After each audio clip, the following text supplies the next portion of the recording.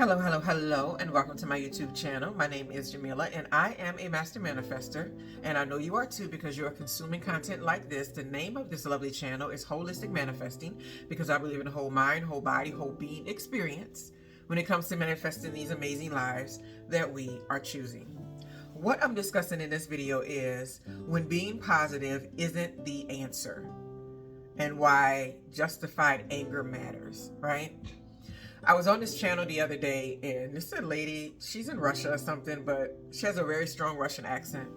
And her videos are really fun. I enjoy it because they're kind of pessimistic, and sometimes they're not like rainbows and sunshine and butterflies and all that. But she has a way of delivering it to where it doesn't feel, heavy. And yeah, sometimes I watch. Anyway, she was talking about toxic positive people the other day, and I was thinking about that and well, what's considered toxic? And I think that when we start to dismiss things that require justified anger, things that are not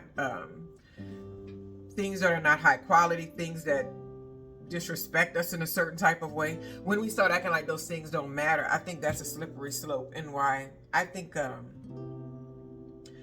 when positivity is there to, the first thing I have on my list, when positivity is there to dismiss pain, and it's real pain that has not been dealt with, that hasn't been addressed, that hasn't been given attention. When it's that kind of pain, when it's something that runs really deep and you're having a hard time moving forward in your life and you have to address it, I don't think that's when positivity comes into play. Like that whole, have a good mindset. Sometimes you actually need to look at really ugly things and decide, how you're going to address it, how you're going to move forward. Because if you don't ever do that, then you're always going to be stunted in your growth, right? It's like the idea of forcing that whole good vibes only mindset. It invalidates things that really need to be addressed a lot of times. Because I think there's always going to be some level of righteous anger. Anger is an emotion. You're going to feel it, right? Something happens, but underneath anger, there's always something else, right? And until you dissect where's that initial pain coming from, I don't think being positive is going to change that. I just think that it's inevitably putting off the crash that's going to be related to that particular area. And you may as well look right at it, right?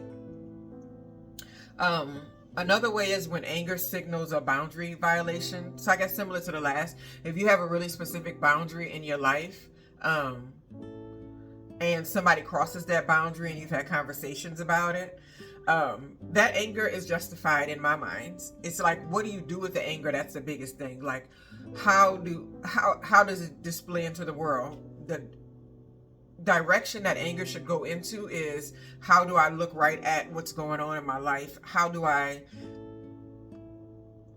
address these things that are really hard for me to address? And so being positive when it relates to something like that is not going to really help you, because a boundary violation is inherently a negative thing. So being positive about it means that the boundary's not there, and whatever people are doing, they can just keep on doing it because you're not giving any indication that it's something that you don't want to deal with. And I think that's perfectly useful. But it's like, how is that anger showing up? Is it attacking people? Is it going within? And that's a huge part of it, right? When positivity enables some sort of injustice, right? Because so think about this: we have somebody that's going around the city killing a whole bunch of people, right? They're like, that's what they thought would be a good idea to do. Nonetheless, what if we in society were like, well, I'm sure he killed 8 people, but I'm sure there's still a good person. I'm sure there's still some good left in there. Maybe there is, but why do we have to take the chance, right? And so when positivity enables injustice, like that kind of thing, to me, like, there's an injustice that happened here, and we can't just say this person is, they look like they might in the future become a better person. So they don't need any justice. They're already remorseful. Look at them. They're crying on the stand. Like, if we were like that with everybody, I don't know what kind of society we'd be living in, right? So whenever positivity gets in the way of an injustice that's happening, like if people are being exploited, people are being oppressed, you can't live into the space of positivity. You can think positive if you find yourself in a situation like that, but it should not be a thing to keep yourself in that situation. If that's the way you cope through it, that's fine. But eventually, if you feel the anger, it'll help you make the better decision. Or if you see it, right? When anger fuels change, justified anger can spark courage, clarity, and action, many social movements, and personal breakthroughs. And I think that's a lot of what we see in society today. People get angry about what they see as injustices going on in the world. They get angry when they see certain groups of people being oppressed, certain groups of people being exploited. And you can't name these things something else. They are what they are. There's different perspectives, but at the end of the day, there are certain types of human suffering that we don't really have to agree on the degree of, but we know that we don't want to experience it ourselves, right? And so that's something we got to remember when anger, and for a lot of people, seeing situations like that and not seeing that not enough people care to change the situation, it really makes them angry. But the thing about it is, I don't think we're supposed to control that kind of stuff. I think that the world is so big that is what we're always going to be forced with, to see the dark and the light all the time, right?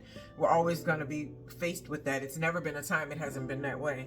So if we allow ourselves to be governed by anger because of that, then that means we're going to be angry 24/7 because it's always going on.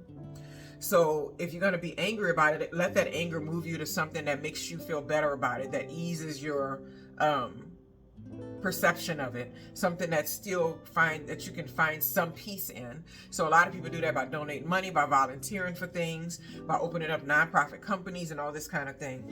But that's what anger should fuel. If you see these things and you don't like it, you should be doing something about it in the world. If you feel moved to, and that is your purpose in life, right? And then when authenticity matters more than your image, when you're pretending to be fine and you shouldn't be pretending to be fine, that's when positivity is useless, because you could be damaging yourself mentally and physically while you're pretending the whole entire time. And so feeling a feeling is much better, because then you can get comfortable with the idea that you're going to get angry. And I'm the kind of person who used to act out on their anger. I still allow myself to get angry about things. It just doesn't drive me to do anything anymore, right? But there was a time where I didn't think I deserved to be angry, because I kind of look back and I'm like, you know what, you've been angry about so many things, and you had this snap attitude, blah, blah, blah, this and all that kind of thing, that you're just going to be positive. And so I went through a phase of that to where it was really just suppression for a while, but I knew that I couldn't stay there. And then that's when I started thinking more about being honest with myself when I was angry, and just let myself be angry and just feel that icky that is, and then allowing myself not to act on it, and then having the privilege of seeing myself not acting on it and thinking like, wow, so this is actually what change looks like. This is actually what expansion looks like. So that was like all through my 30s. I remember experiencing that. And so while we might use positivity to mask pain in the beginning, and that may be our path. I mean, I don't know what yours is. Some people don't need that experience, right? And we walk around masking it. Eventually we got to realize that it's going to come to a point where we have to address it, right? We have to not think that it makes me less spiritual because I'm affected by this 3D world. It's like, no, you're human. That is the human experience. This is why we stump our toe, we feel the pain. If somebody breaks our heart, we feel the pain. If we lose a loved one, we feel the pain. The pain happens because that is the human experience. So to try to get away from that or pretend like you don't have the full range, it doesn't mean that the full range isn't happening. It just means that you're not expressing it in a healthy way. And eventually it's going to come to haunt you in some area of your life, right? Anyway, I feel like that was heavy. Anyway, when being positive isn't always the answer, while sometimes justified anger matters, and you need to just know, how should I funnel this anger? What direction? Where should I place this energy so that I can ease it, and then I can also be productive and be beneficial at the same time, instead of being destructive on the other end. Anyway, I hope you all have a wonderful, wonderful, wonderful day.